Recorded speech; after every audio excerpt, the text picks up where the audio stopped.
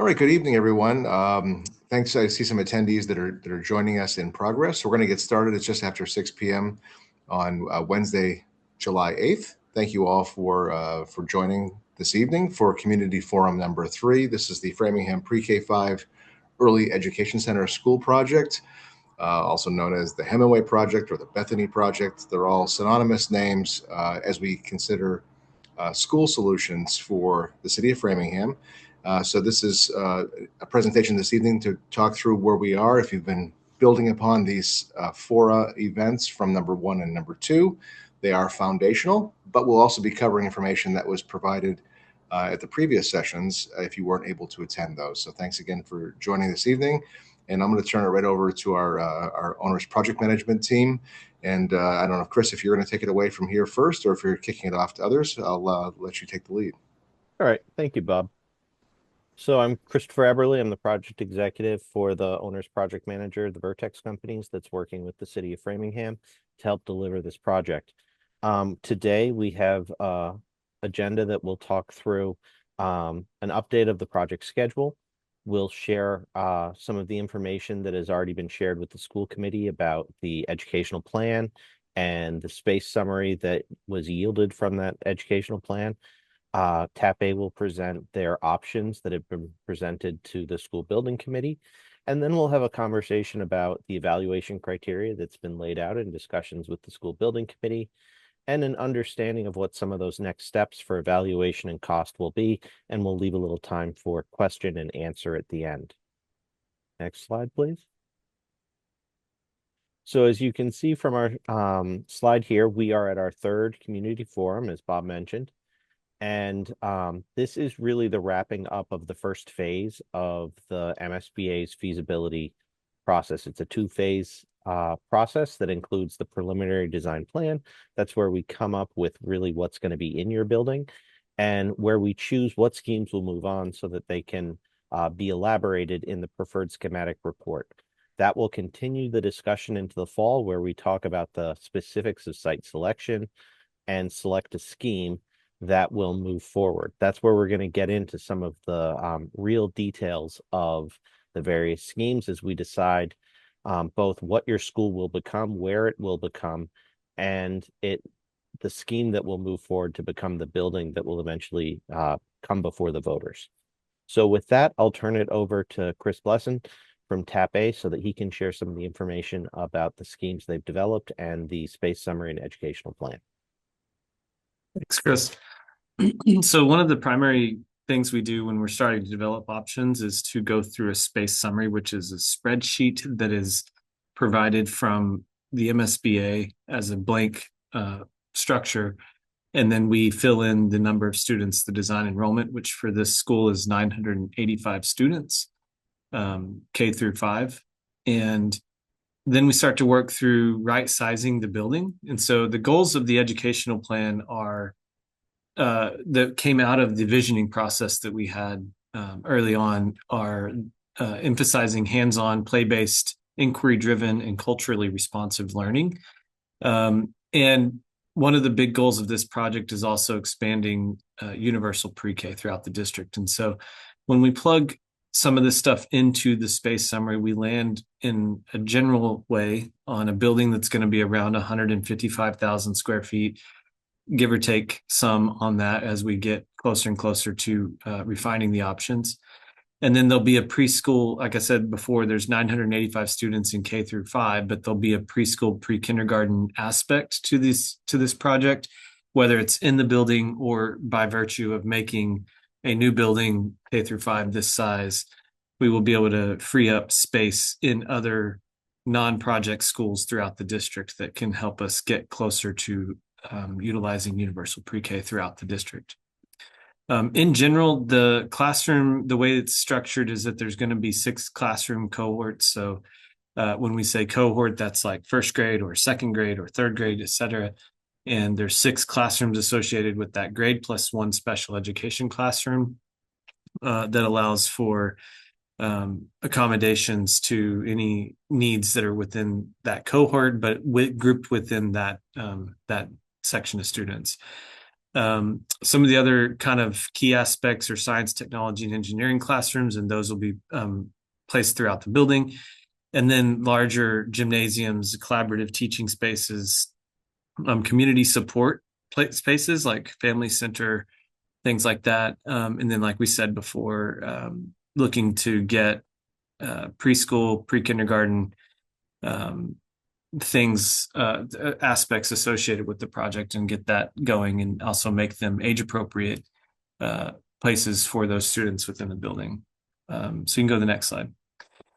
As we started to look at the options, we needed to start with the existing site, which is the Hemingway School on Water Street, and look at the site constraints that it has. And so today, the school has just over half the population that we need to put into it, inside of it. And so looking at this site, there's not a whole lot of places to expand to the, in this plan left is some flood zone and athletic fields. And then there's like some topography up to the plan top. And the boundaries are very tightly constrained on the front, so we don't get a lot of open access for pedestrians or vehicles for drop off and pickup, and so it's going to be a very constrained site if we, as we try to look at getting 985 students on this site. The black line circle is sort of where we've determined the existing buildable area is. So inside of that circle is where we think we can make some changes or build within the site. You can go to the next slide. So our strategy has been to look at the building in various ways that develop strategies or kind of groupings of options. And so this first set are renovation options.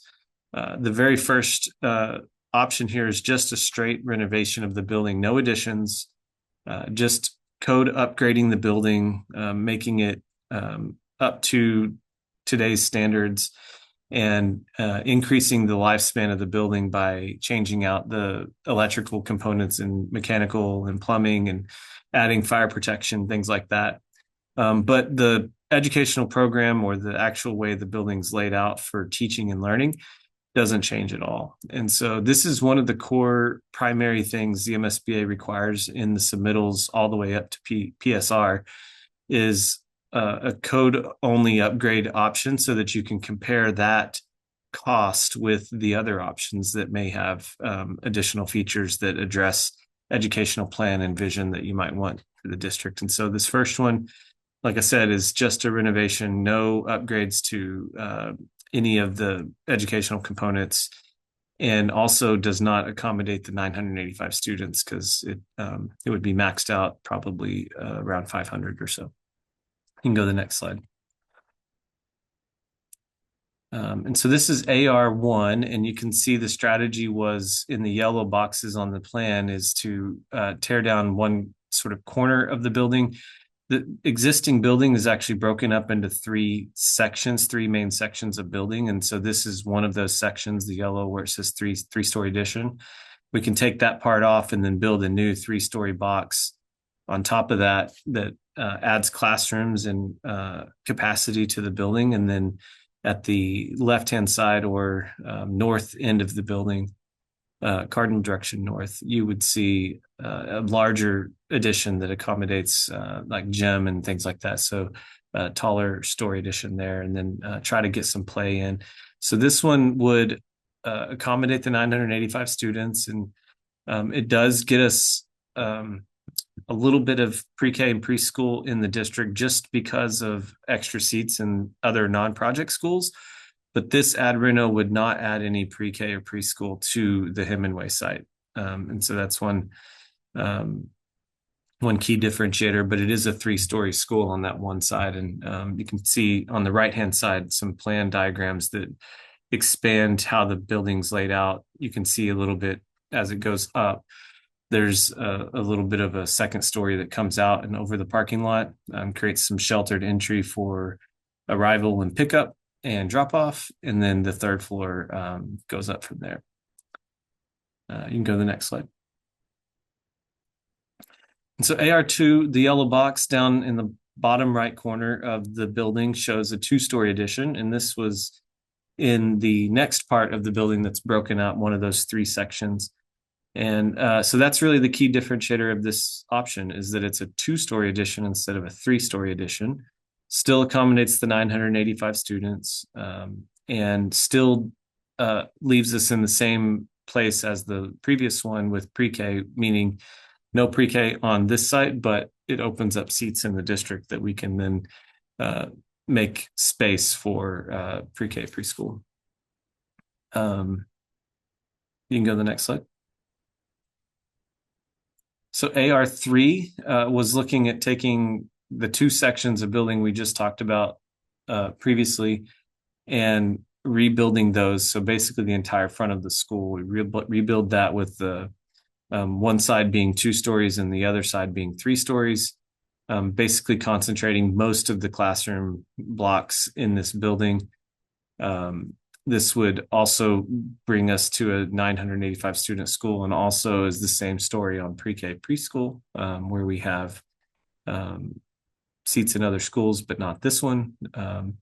This one starts to get, as we start to get more and more sort of in the range of 50% reno, 50% addition, we start to have some complications related to where to put students during the process. And so you'll see us start to talk more about that as you tune into building committee meetings and things like that. But in this option, we're thinking about providing modulars for 10 plus classrooms or so, including some of the larger food service, library, and administrative functions. That'll be something we sort out as we go further along, but just noting that you can't do a lot of these actual ad reno projects you can't do without having some sort of modular, or you'll see in some of these as offsite somewhere else in the city. So go to A4. So AR4 is doing a similar idea, but putting the addition on the back. So we're replacing the entire back part of the building, and the front street, Water Street facing facade would stay the same. The interesting part about that is that that's mostly administrative function on the street side, and would end up being that. And so we would rebuild all the classrooms essentially and do it on 3 floors. This gets us a good grouping of classrooms of K1, 2, 3, and 4, 5. So two grades per floor. And is somewhat of a lesser length of duration, but requires a lot of classrooms for modulars. And so that's a big component of this one.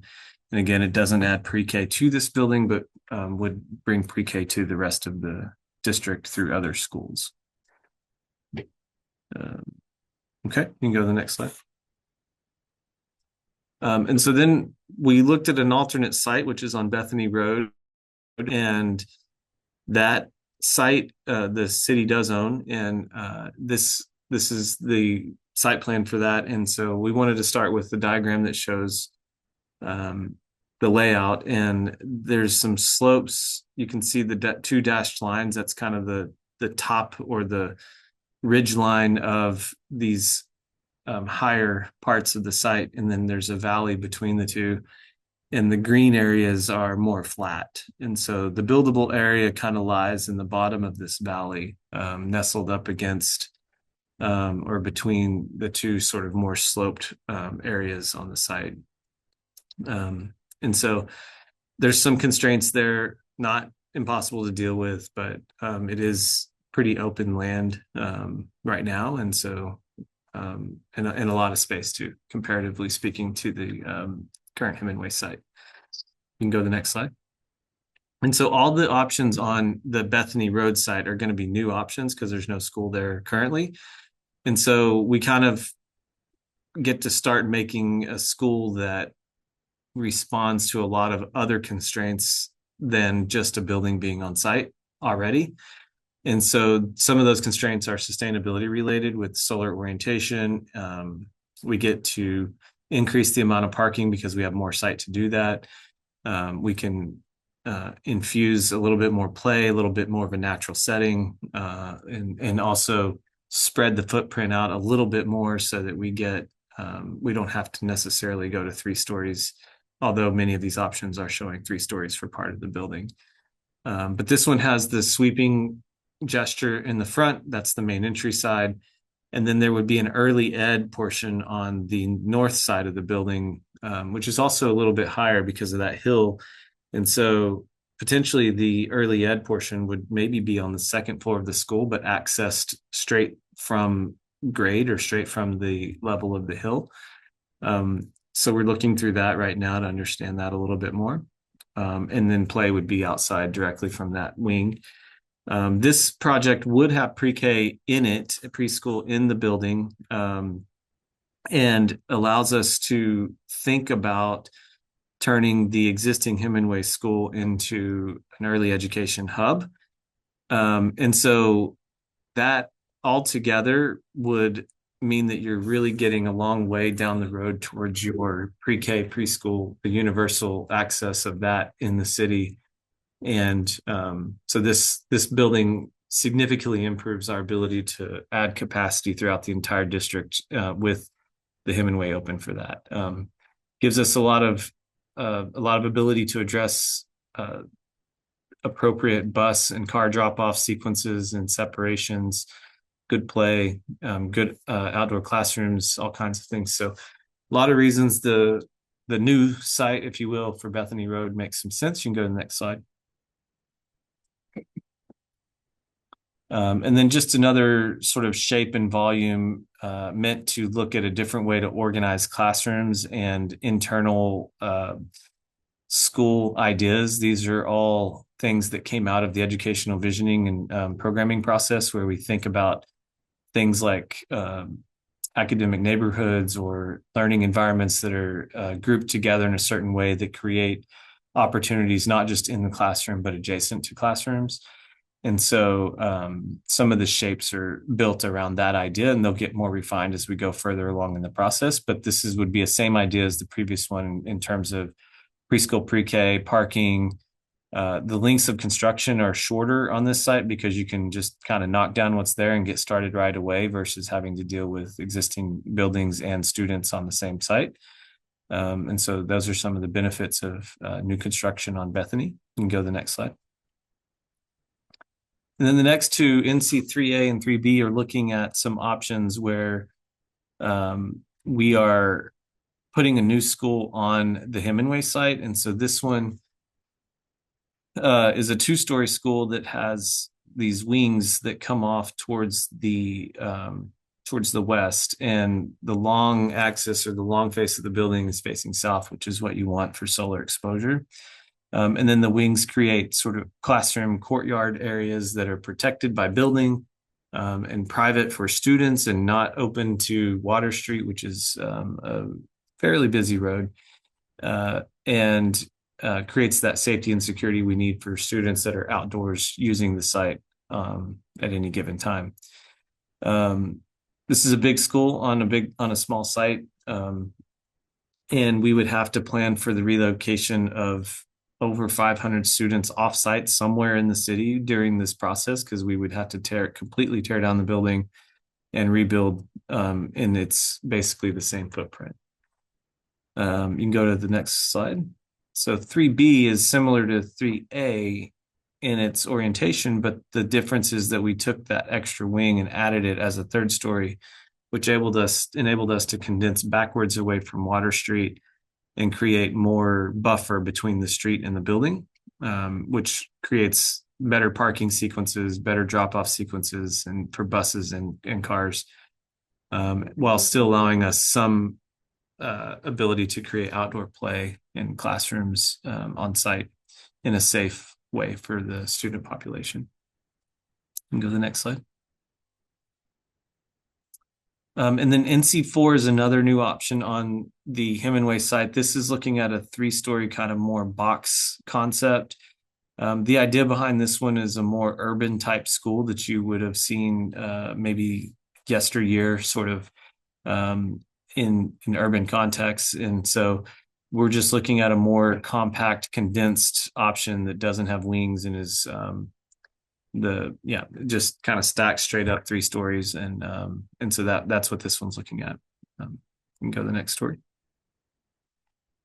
And then we took another new option on the Bethany Road site, just trying to duplicate the courtyard idea that you have currently at the Hemingway site, duplicate that over at Bethany, and look at how we can do that in a more condensed footprint on the Bethany Road side, which is, I think, producing some interesting aspects around better utilization of the flat areas, and then the hills and everything kind of come into the diagram as play features or outdoor classrooms, but you still have the courtyard there as a protected and safe zone the building's built around. You can go to the next slide. And then the final option here was what we call D1. And this option is really about what happens if we do a smaller school at Bethany Road. This is, about half the students in size, and then, roughly 493 students at each school.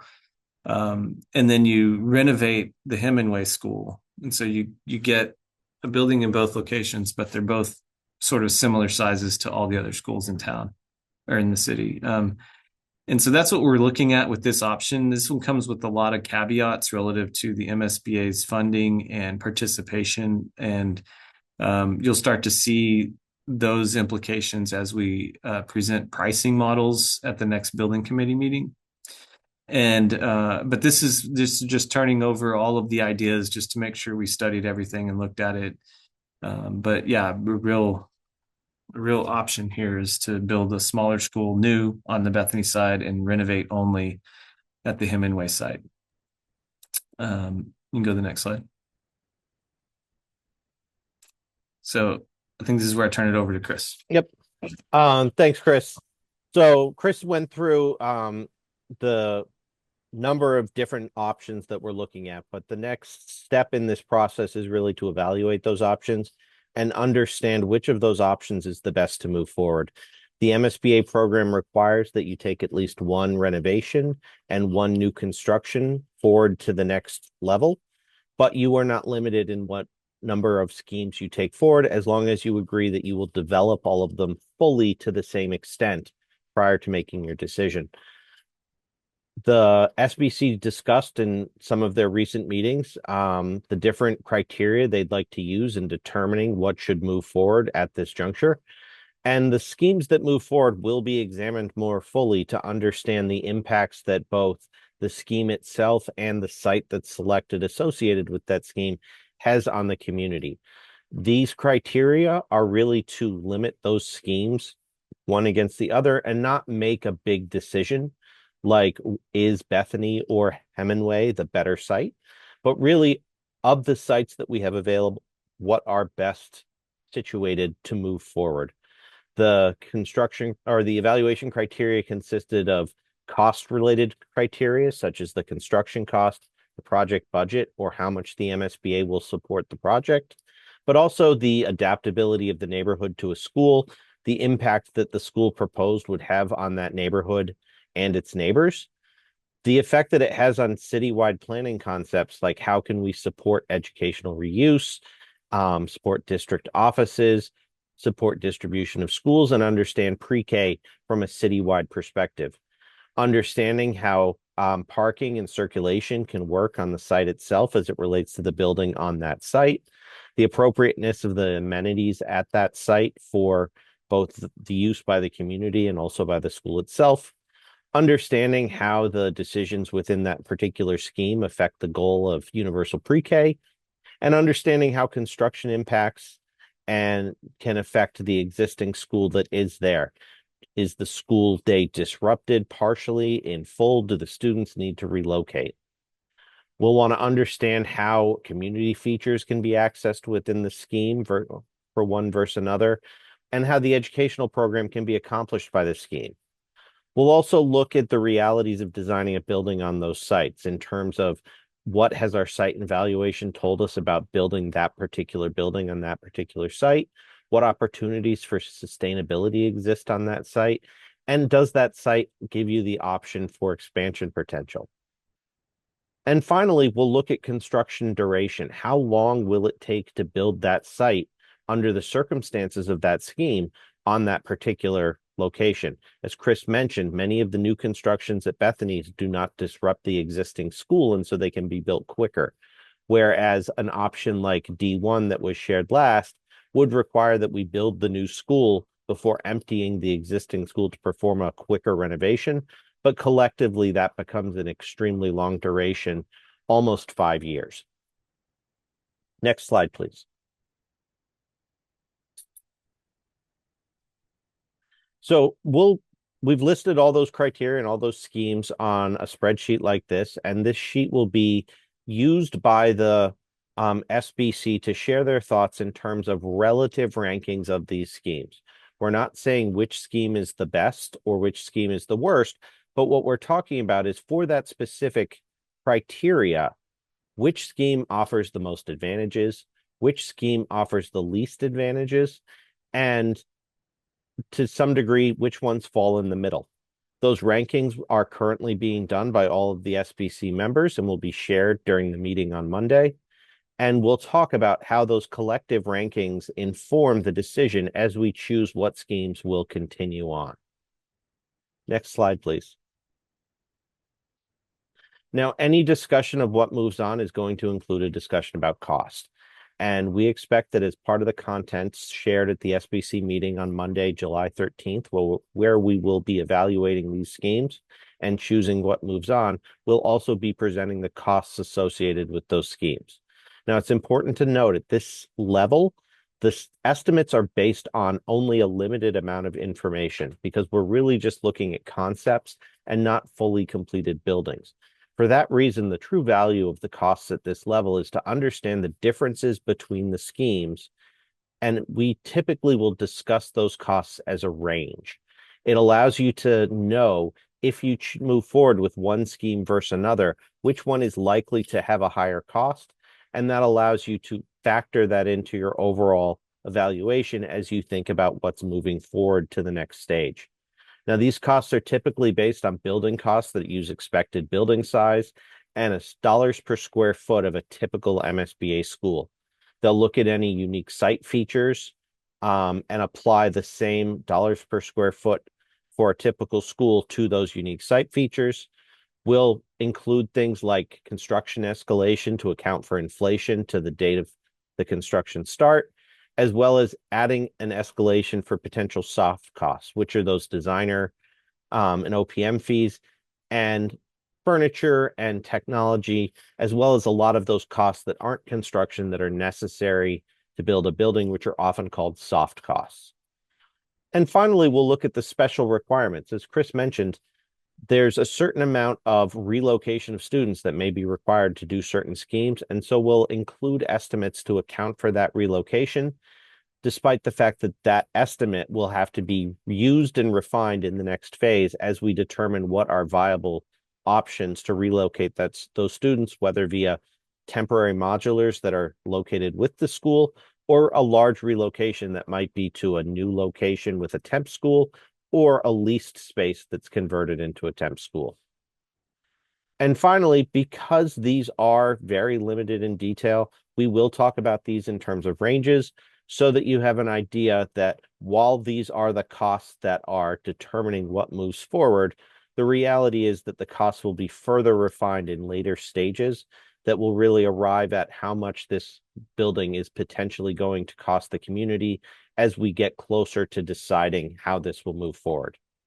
The cost estimates of those selected schemes will be refined in the fall as part of those broader discussions so that when we decide which of these schemes that advance and are developed will move forward to ultimately be the building considered, we'll have new cost estimates at that time to consider them. Next slide, please. So as we mentioned, tonight was really about sharing the schemes with the community, and we'll open it up to questions in a minute. Monday is really about understanding the SBC's decision-making process for what schemes move forward and understanding the first look at costs as it relates to that. We'll also be talking about the components that make up the binder that will move forward as it relates to the information we provide to the MSBA to consider the project. And should the SBC determine that it's necessary, we may have an additional meeting on July 20th if further discussion is needed to arrive at that ultimate decision of what moves forward.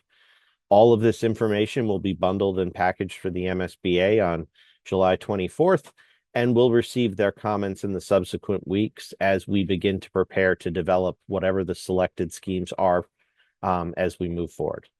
So with that, I will turn it over to Bob to shepherd our questions from anyone in the community who would like to ask them. I believe they can be shared via the question and answer function in the Zoom, or you can raise your hand. Thanks so much, Chris and Chris, for your presentations and for walking us through those details. Of course, the meetings, school building committee meetings are available to watch either online or in person.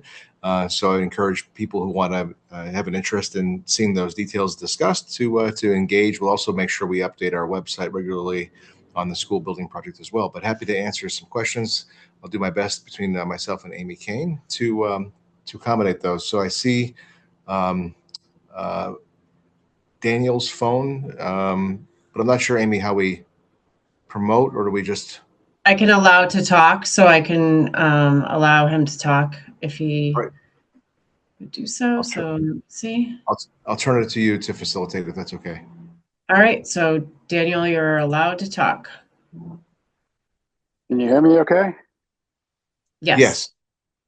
Okay, first time looking at all these drawings and designs. So a couple of questions I had on the Bethany project. You had several layouts, and one of them you had wings through need more south facing. Any thoughts instead of diagonal wings to more rectangular wings? I'm just thinking diagonal typically costs more than rectangular, just as a thought. Second question I had is, let's say you did go through the Bethany 100%, 985. What happens with the existing Hemingway School? Does that get mothballed? Does that get flattened? Does that continue in use in any way, even without renovating it, just keep it going kind of things? So that was my two questions there. Can we take that? Yeah, if you want to take the first one. Okay. The shape of those buildings, I think the finer details, when you zoom in on those, they'll be more rectangular in their form. It's the overall composition where you take rectangular forms and you stack them next to each other and kind of crank them at specific knuckles, if you will, that allows us to build a building that responds to a solar orientation path. And that's kind of that's the starting point that you're looking at on some of those when you see diagonals or shape in that way. I wouldn't be too focused on how the perimeter of the building or shape is exactly right now. They're kind of throwing out, we're pushing out concepts and ideas, and as we go into the next phase, we're going to be refining those with more detail. And so we'll be able to hone in on things like, is there a cost premium to, specifically when you do like rounded corners or things like that, radius things, kind of add some premiums and stuff, but we'll start to uncover that as we go forward. But yeah, I hear the point, and we'll definitely keep an eye on that to try not to introduce extra costs if we don't need to. So I'll let Chris answer the second question. Thanks. So the second question was, what happens to the existing Hemingway? And much of the discussion that we've had with the superintendent's office in Framingham Public Schools, as well as the school building committee, is that it continues to be a property that is utilized for an educational purpose. There's no intent that has been shared thus far, and Bob, feel free to chime in here as well. There's no intent that it will cease to become a school property, that it will be torn down and disposed of or sold for any reason. However, what that becomes is continuing to evolve. And that will be one of the things that we explore as we move forward. Ideas that have been thrown out is that it could be utilized as a preschool pre-K center in the future, which would require some renovation.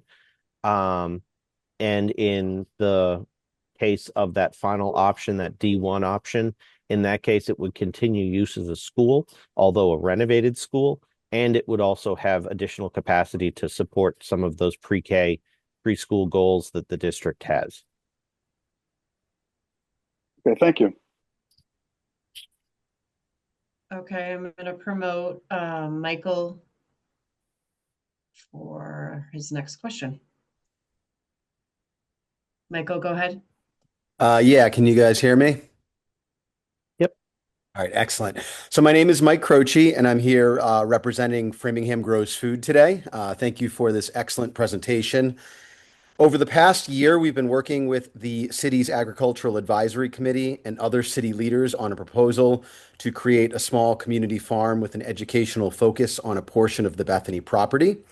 We've spoken to and received support for this community farm concept from Mayor Charlie Sisitsky, Superintendent Dr. Tremblay, School Building Committee Chair George King, and City Councilor for District 8, John Stefanini. As part of this, we're also interested in exploring the possibility of preserving the barn on the Bethany property or part of it as a symbol of the agricultural history of this area. So our question is, based on the site analysis map that you showed earlier in the presentation, is it possible to consider a design for the new Bethany school that locates the school at the top of the hill? And if not, what are the site constraints that make this unreasonable? So I guess I'd look to you, Chris. Anissa, are you able to bring up one of those schemes? Yeah, give me 1 second. I'll reshare. Hold on. Just get to the rates. And as you guys are bringing it up, a kind of follow-up question to that is we're looking at the diagram with the buildable area for the Bethany site, and I'm a little unsure as to why like the northwest corner of the map is not considered buildable. So yeah, that's the kind of a series of questions about possibly using the top of the hill for this and why that's not being considered.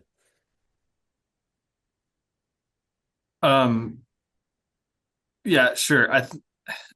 I think the left, you're talking about this side right here. Yeah. Well, exactly. Like, why is that not buildable at all, or parts of that? And then the other part of it on the little bit lower than what you've circled that is buildable again, where the previous building was on this site. I'm wondering why that is not being considered for the school. Sure. So a couple things are that this pink color here, like this 5 to 10 over 10% slope, produces a real challenge on accessing. And so there's actually a pretty decent gradient coming up to this area that's a little bit more flat. The green area here that there was a structure a while back. And then our footprint is going to be larger than any of these green areas. And so we're going to have a lot of, if you just looked at some of the footprints, like they're like this, right? We're talking 985 students in a building. And to be able to get them on this, you're going to talk about flattening out for parking, flattening out for play, flattening out for everything. So it's not just the building, it's all the associated things around it, especially as we talk about universal access, things like that. And so there's a significant clearing problem that happens that you introduce when you're talking about taking the top of a hill off. It would be in the order of magnitude of feet, like lots of feet off the top of this hill to get a building to work over there.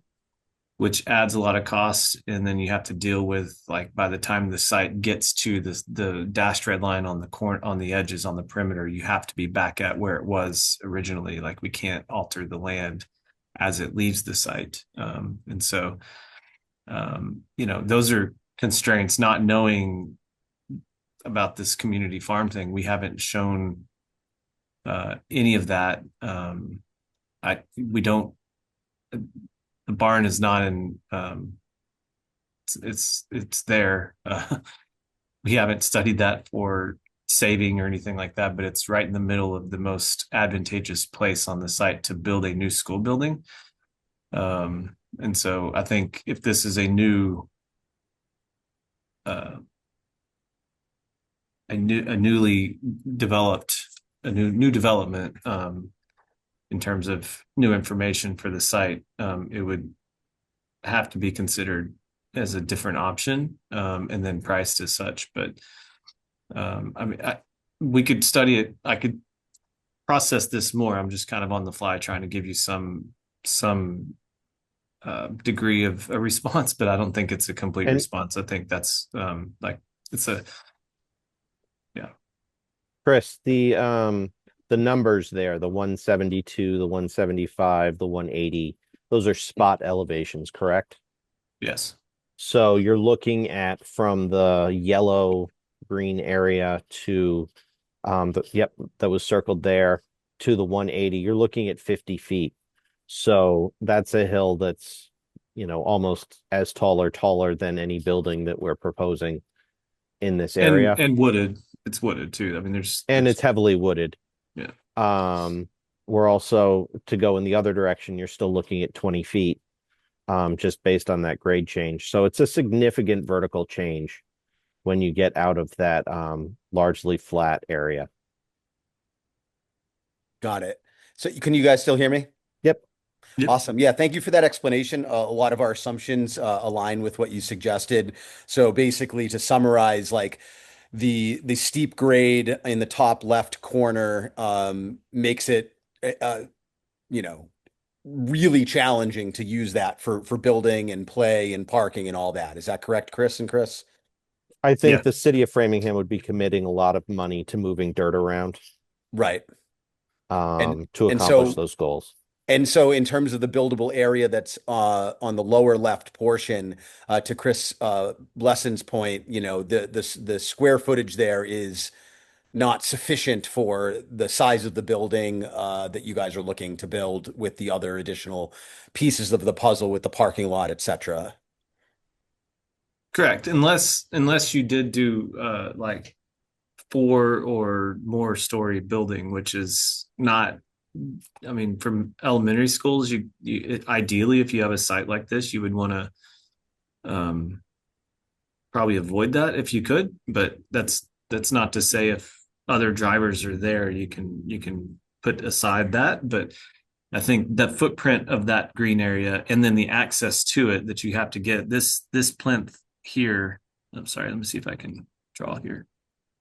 This right here is still probably 10 or 15 feet higher than what's over here. Yeah, maybe more than that, actually. Yeah, and so when it seems not huge, but when you're actually on the site and you're looking at topography, it is quite different. And I think that we would struggle to get. We would still be clearing a lot, I think, or filling, one of the two. And we're not in all the schemes. We weren't actually proposing much in this area, and I think, aside from the sentiment of the barn and the symbolism that you mentioned for that, this area could actually be a good spot for a community farm that we could study, depending on what you're looking for in that regard. But I'm hearing the desire, and I'm trying to. I think we can probably think through some ways to partner. Unfortunately, the barn is just in the exact wrong spot for, path of least resistance for a new building. Understood. And we understand that the primary objective here is building a school and serving the needs of the community in that way. So as to not take up more time from this forum today, is there a way that we could take this conversation offline and maybe communicate with you guys about some of this stuff at another time? I think if you reach out to the superintendent's office, they can probably arrange a time that we can get together with you. Absolutely, we'll do that. Anything else on this? I'd say through the chair, George King too. Absolutely. We'll reach out to George and Dr. Tremblay and we'll move forward Yeah. with this. Thank you so much. Yeah. Mike, always happy to work with you, as you know, and we can continue that conversation. I think we have to determine first whether or not, that the Bethany property is in fact the viable location for the school if it's approved. So I think we have a little bit of, gives some time and space for that discussion to happen, but we won't forget you, I promise. Understood. We just realized that this was like maybe one of the last opportunities to ask the question about the west part of this site. We had made a lot of the assumptions that Chris confirmed, but thank you for giving us the opportunity to bring it up in this forum tonight, and we look forward to following up on this very soon. Thank you so much.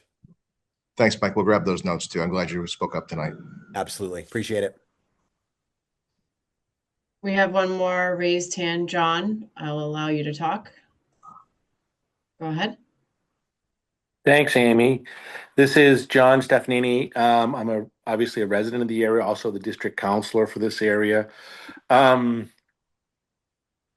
am extremely familiar with this parcel, having grown up in this area, walked the site. I think your assessment of the grades is correct, but I think the same difference in grade and challenges at the top of the hill you're going to find at the bottom of the hill. The 50-foot difference you're talking about is dealing with the hill itself. So you wouldn't want to develop the hill. And I want to offer a slightly different perspective. In addition to the farm component, when the city looked to acquire this property, it strategically acquired the property with the access point to Fay Road, which is that little jetty over by the wetlands to the left, all the way to the top. So you'd get Waybosset.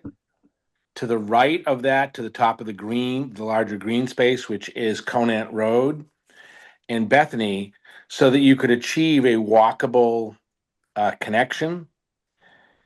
Part of the top is it's where the population is. If you look at the neighborhood around you, you have a lake, a cemetery, and some residents below you, but you have a lot of residents in the area above you, which is you're pulling the school further away from those. So I would have two requests of you. The first is wherever you locate the schools, I would hope you'd figure out a way for pedestrians to find their way through those 4 locations. Mhm. So that it is genuinely a walkable school, because within the bus standards, that neighborhood to the top, the left, and to the right are all walkable, but they're not necessarily walkable if you have to walk all the way around. Right.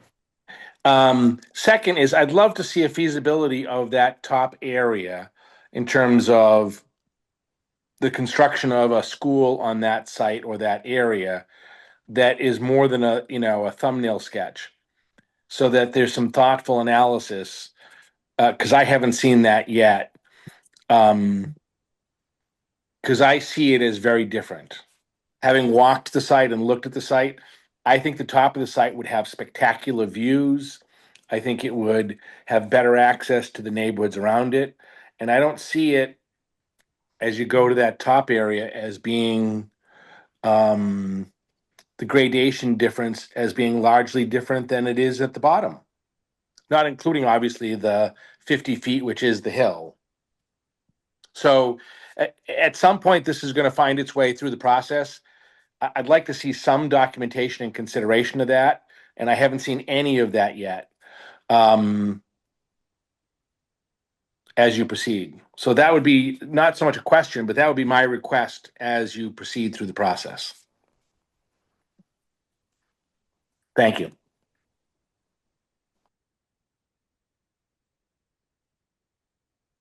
Thanks so much, Councilor Stefanini. I appreciate your comments. Amy, anyone else in the I don't see any other hands up unless I'm just going to quickly scroll through. No, I don't have any.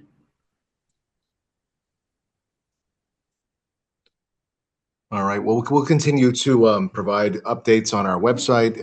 We have a fairly outdated Q&A document that was recently noted to me on the Hemingway projects with some of the questions that were raised here. So we'll work with our management team and our design team in our office to update those frequently asked questions on the website. And again, all the school building committee meetings are available, the meeting minutes and so forth on our website. So hopefully that's helpful, and feel free to reach out to me at any point as a point of contact for the district to answer any questions that you might have that weren't raised tonight or that you might think of after this forum. So unless there's anything else for our team here or any other hands raised or questions in the chat, we'll let everybody go home a little bit early. Councilor Stephanie, I see your hand is still up. I'm not sure if that's from before or if you have another question.